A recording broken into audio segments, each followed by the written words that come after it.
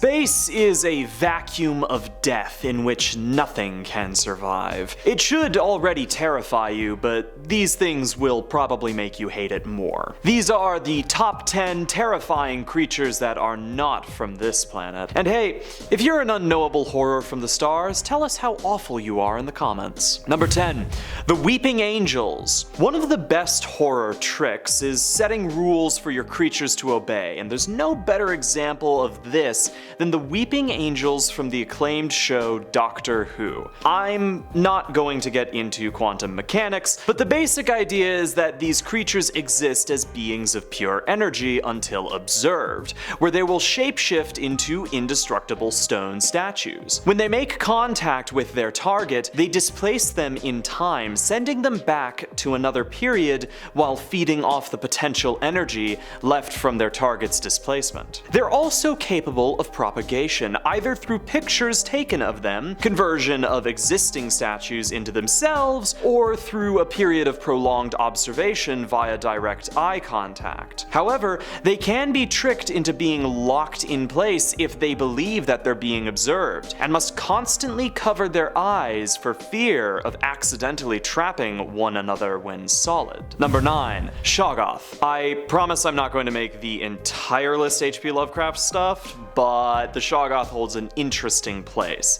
See, it's this massive, terrifying being that looks like a nightmare, usual sci-fi, creepy alien stuff, whatever. But what's interesting is their position in the world as caretakers. That's right, these monsters are the builders, the cleaners, and the general chaff of the elder things, poor imitations of what has come before. As horrifying as they are, the worst question becomes, what were their masters? Number 8. The Thing. I'm not talking about the original Thing from The Thing from Another World, that's a different thing. This thing is from The Thing, John Carpenter's 1982 masterpiece. A strange thing, The Thing assimilates anything that isn't the thing into itself, transforming from the thing into something else. Okay, fine, I'll stop. A powerful shapeshifter, the origins of this creature are completely unknown, as it was found frozen in a tomb beneath the Arctic. Able to morph and imitate anything at will, the Thing can easily hide itself amongst any crew of organic creatures, but when revealed, it's more than capable of transforming its body into whatever it deems necessary to survive. Added to that,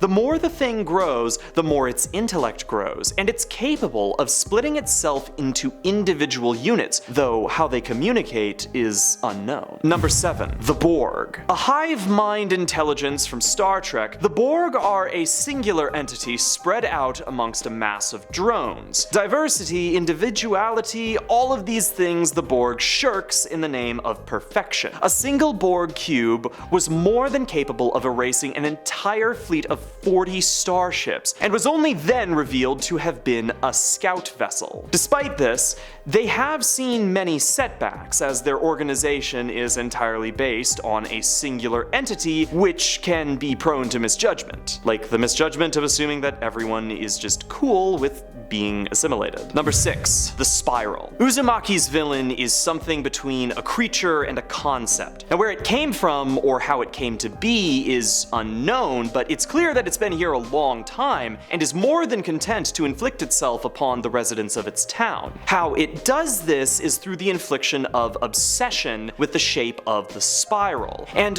whenever the spiral is observed in any format, it can be assumed that this is due to its influence. If it is aware of the world around it, if it knows what it can do, there's just no way of telling. And its motivations are impossible to parse at best. All we do know is that it is, and anything living within its radius is at its mercy. I don't know what to tell you. It's a shape that is also a god. You kinda just lose. Number 5. Tyranids. As much as I like the Xenomorph, let's be honest, Games Workshop does too, the Tyranids are far more terrifying than the Xenomorph ended up being. Mostly because we found out that the Xenomorphs were made by a bunch of stupid blue people, whatever. We don't know where the Tyranids are from, if they're some kind of bioweapon or civilization. Now what we do know is that they're hungry. Operating within a hive mind, it's hard to describe them as any form of organization. While they're capable of planning, it would be easier to describe them as just a constant force. One of the most terrifying features is their ability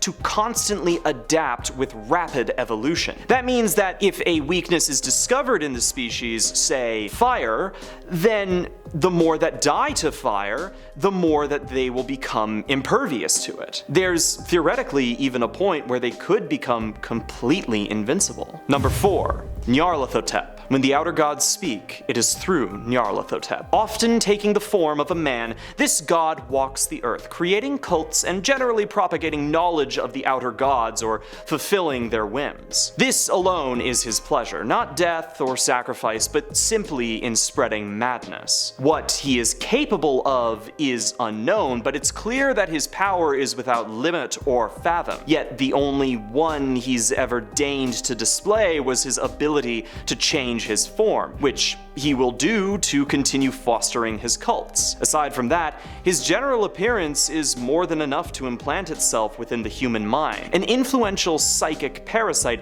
that urges those who have seen him once to seek him out again. Number 3. The creators of the zone. In the book Roadside Picnic, the film Stalker, and the game series by the same name, there is a place in Russia which does not obey the laws of reality. Strange anomalies, haunting monstrosities, and a supposed entity which can grant wishes all lie within. But where did it come from? Now in the book, it's never fully understood, but one character theorizes that the truth of the zone must have been that an extraterrestrial force came to the planet and left, leaving behind their trash like they were on a roadside picnic. It's the strongest theory of what the zone is and how it came to be. And it has us ask the question, what are we in the face of beings who can build such wonders? And could they please stop littering? Number 2.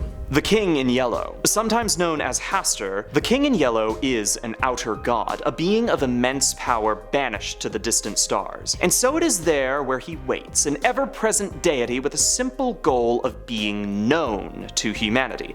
He does this primarily through 2 methods, the first being the yellow sign, which is left by his followers, and the second is a play called The King in Yellow. The play is the more common method of recruitment, as it only requires 3 actors to adequately perform. The first act is generally boring, but the second act is where the horror commences. Supposedly, even looking at the first page of the second act's script is enough to force a reader to finish it, completely indoctrinating them into Hastur's following. Number 1. Yog-Sothoth, the apex, the end-all. This is the outer god which is the source of all outer gods. Yog-Sothoth is a being which exists beyond time and matter, a creature which knows all things. His body is made of 13 globes. The father of Cthulhu and Hastur, Yog-Sothoth's will is perpetuated through his children, and his will is to break into the mortal world. Through mind or matter, it's of no matter to him. This being is the size of planets, and yet